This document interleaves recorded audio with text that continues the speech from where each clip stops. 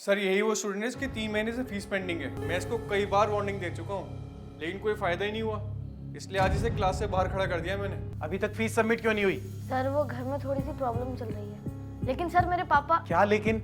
अपने पापा से कहो जल्द से जल्द फीस सबमिट करें, वरना तुम्हारा स्कूल से नाम काट दिया जाएगा। नो सर, प्लीज ऐसा मत करिए सर। अब इसकी बातों में मत आइएगा, ये बहुत झूठा और ड्रामेबाज लड़का है। गुलशन जी, आप एक बार इसके फादर से बात करके देखिए। सर इसके फादर से बात हुई थी मेरी, वो तो एक नंबर का झूठा है। पिछले 1 हफ्ते से मुझे आजकल आजकल करके टाल रहा है। ठीक है, इस बच्चे को लेके आप मेरे कैबिन में आइए।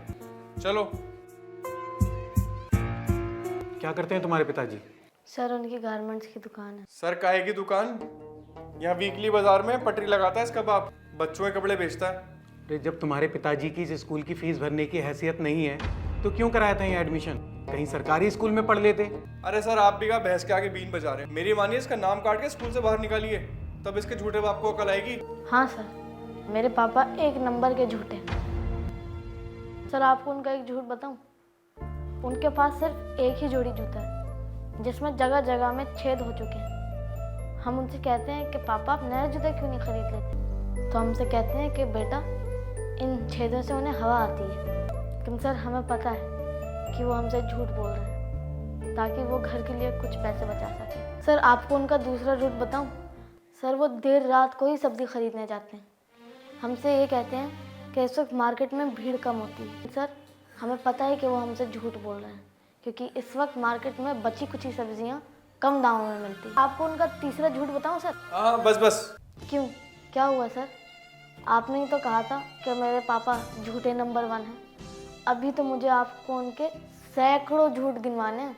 देखो किशोर, प्रॉब्लम्स हर किसी की लाइफ में होती है और तुम्हारे पिताजी तुम्हारी पढ़ाई के लिए जो स्ट्रगल कर रहे हैं मैं उसके लिए उन्हें अप्रिशिएट भी करता हूँ, लेकिन इस स्कूल की जिम्मेदारियाँ मुझ पे, मुझे आगे भी जवाब देना होता है।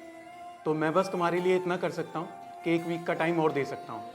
तुम अपने पिताजी से बात करके जल्दी से जल्दी फीस सबमिट करो। Thank you sir. सर मेरे पापा चाहे कितना भी झूठ बोले मगर वो एक बात में ज़रूर सच्चे। सर अगर वादा करते हैं तो उसे निभाते ज़रूर हैं। आप देखिएगा वो आज या कल में मेरी फीस ज़रूर भर देंगे। ठीक है किशोर, यू मे गो नाउ।